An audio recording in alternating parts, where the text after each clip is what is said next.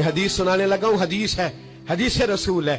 جوان خاص کر کے ذرا میری بات پہ توجہ کرے، اور بزرگ خاص کر توجہ کرے جنہوں نے تربیت کرنی ہے۔ سنیں، حضور کی بارگاہ میں ایک نوجوان آیا ہے، یہ سنگ میل ہے حدیث، اس کو یاد رکھنا۔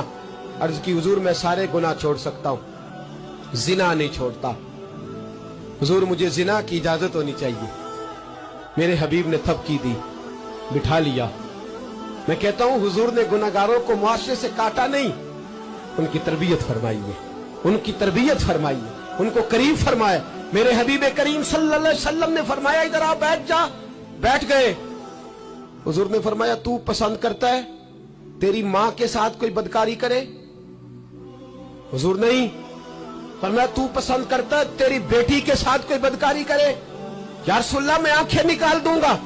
حضور نے فرمایا تو پسند کرتا ہے تیری بہن کے ساتھ؟ حضور میں کاٹ ڈالوں گا وہ ہاتھ جو میری بہن کی طرف اٹھیں گے۔ فرمایا تو پسند کرتا ہے کہ تیری خالہ پھوپھی ممانی کی طرف کوئی ایسی حرکت کرے؟ حضور میں کاٹ کے رکھ دوں گا ان لوگوں کو جو بات بھی کریں گے۔ میرے حبیب نے فرمایا اچھا، جس کے ساتھ تو بدکاری کی اجازت مانگ رہا ہے وہ کسی کی ماں نہیں لگتی، وہ کسی کی بہن نہیں لگتی، اور کسی کی بیٹی نہیں ہوگی؟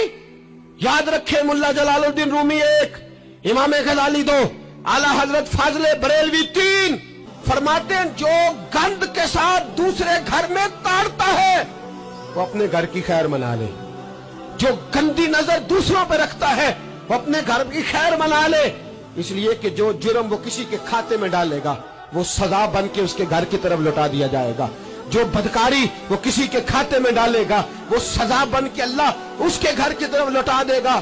اگر اپنے گھر کو پاک رکھنا چاہتے ہو تو دوسروں کی طرف پاک نظر رکھنی شروع کر دو۔ اگر چاہتے ہو کہ تیرا گھر بے عجیب معاملہ ہے نا، بیٹے کو تو پسند کی شادی کی اجازت ہے تو بیٹی کو اجازت کیوں نہیں؟ اگر تیرا بیٹا پسند کی شادی کرے گا تو یاد رکھنا پھر جب کسی کی بیٹی یہ لفظ بولتی ہے پھر عزتوں کے جنازے نکلتے ہیں، پھر اوریانی فحاشی کا جو ہے وہ کلک لگتا ہے ماتھے پر، پھر یاد رکھنا چاروں جانب سے رسوائیاں تیرا نصیبہ ہوتی ہے۔ اگر تو بیٹی کو روکنا چاہتا ہے تو بیٹے کا ہاتھ پکڑ، اگر تو بیٹی کو صاف رکھنا چاہتا ہے تو بیٹے کو شرم و حیا کی چادر اڑا، اگر تو بیٹیوں کے کردار کی حفاظت کرنا چاہتا ہے تو پہلے بیٹے کو پابند شریعت بنا۔ بھئی آج جمعہ کی رات ہے اور خدا کا واسطہ میری بات کو غور سے سننا۔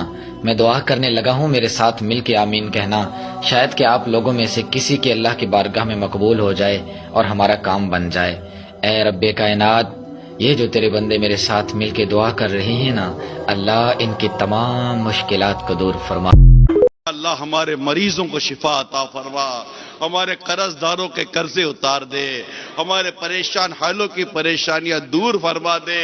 یا رب کریم ہمارے گھر بار میں برکتیں دے، ہمارے دسترخوان میں برکتیں دے، ہمارے اناج میں برکتیں دے، ہمارے رزق حلال میں برکتیں دے۔